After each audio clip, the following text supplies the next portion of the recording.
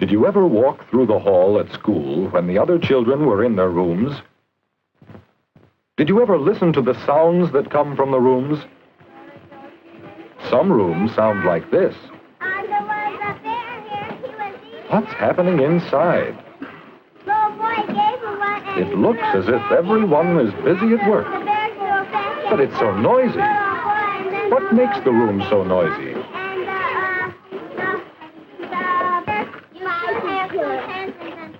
Well, children don't stay in their own work groups.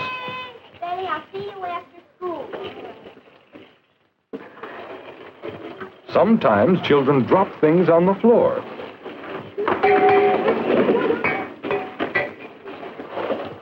They call across the room and talk out loud.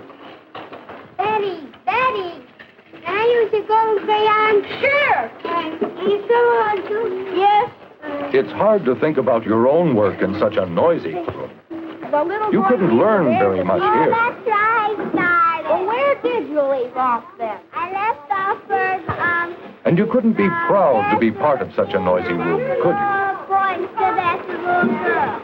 Do all the rooms in school sound like this? Let's visit another room. Listen.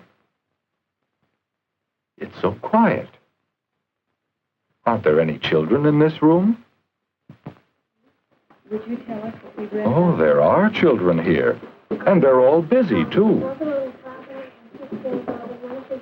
But there aren't any loud noises. Just the sounds of working. We call these work sounds. Listen. Now, children, let's read just one more paragraph.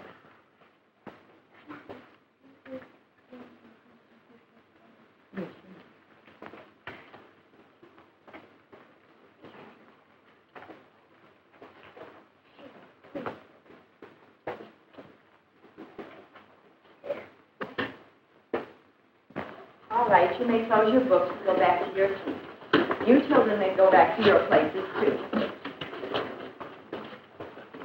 Why do you suppose this room is so quiet? Perhaps we can learn from the teacher, Miss Bradley. Well, I think it's because each of us helps to keep the room quiet when we're working. But we're not quiet all of the time. You're not? No, we know there are times and places to be quiet, and other times and places when we can make noise if we want to. For example, when we play, we make all the noise we want. Sometimes making a lot of noise is a part of the fun of the game. But when we go to the library, we are very quiet because we know it's a room where we read to ourselves. When we watch movies, we are careful not to make too much noise. That way we can hear and learn more. And you know, we have found that knowing when to be quiet is a part of growing up. Offices where people work are busy but quiet. And that is the way we keep our room. Because a quiet room helps all of us learn. How do you do it? Well, each of us knows how to work quietly. That's very important. Will you show us? Of course. Boys and girls, how would you like to show some of the ways we know of being quiet? Yes. Well, while we pretend to be working, who would like to show how we work quietly at our desks? Bobby? Now, why is Bobby clearing his desk? Oh, now there won't be anything to fall off and make noise. You keep on your desk only things you need. That's part of keeping the room quiet. Uh-oh, the point broke. He'll have to sharpen the pencil. Can he move quietly so he doesn't disturb anyone?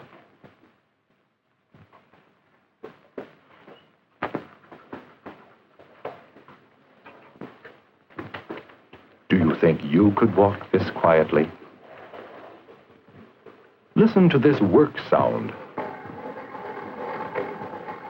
When he turns it slowly, it doesn't bother anyone. Work sounds tell that you're busy. They don't disturb others. But June seems to have lost something.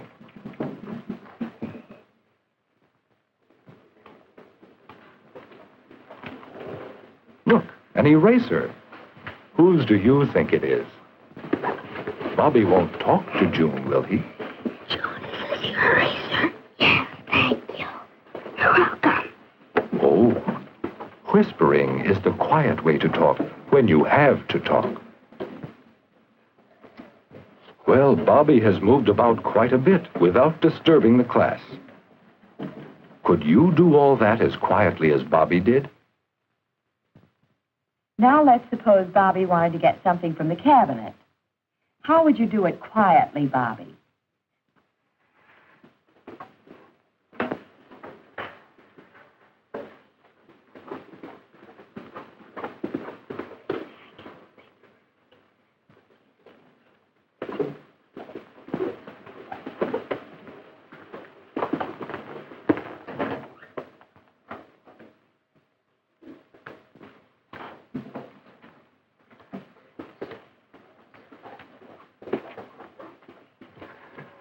Bobby certainly knows the quiet way of working by himself, doesn't he? Well, of course, all of us have to, if our room is to be a good place to work. Now, Bobby has shown us some of the ways of working quietly by ourselves. Who would like to show how we work quietly in a reading group? All right, bring your chairs up. Oh, moving chairs will certainly be noisy.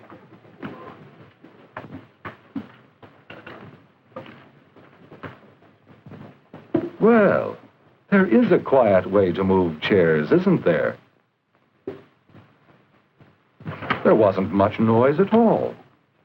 No one was disturbed.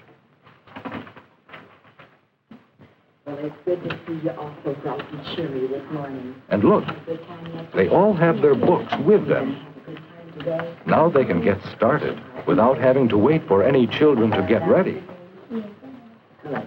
Now, we'll read A Day at the Fair on page 24. Let's read the first paragraph silently to find out who's going to the fair.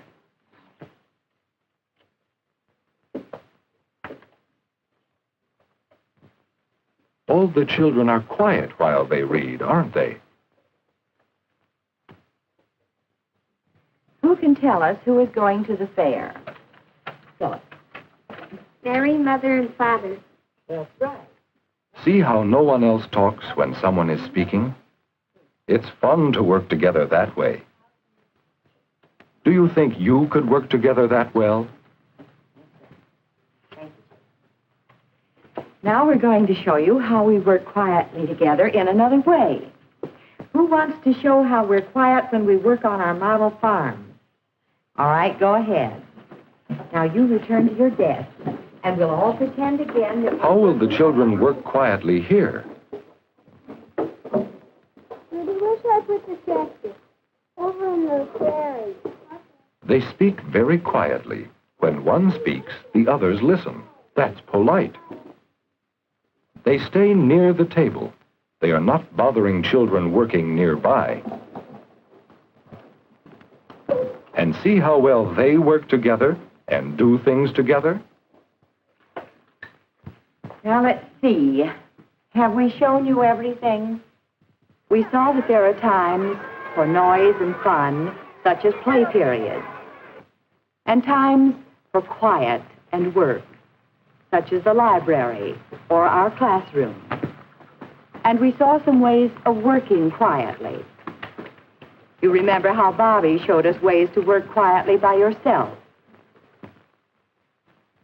and how we talk together quietly when we read or tell stories, and how we work together quietly when we work in groups. Those are some of the important ways we help keep our room quiet. Thank you, children. Now, let's get back to work. You can see how quiet helps us, can't you? Thank you, Miss Bradley. This is a good room, isn't it? A good room to work in, to learn in. Do you know some things you can do to help make your room a quiet place for work?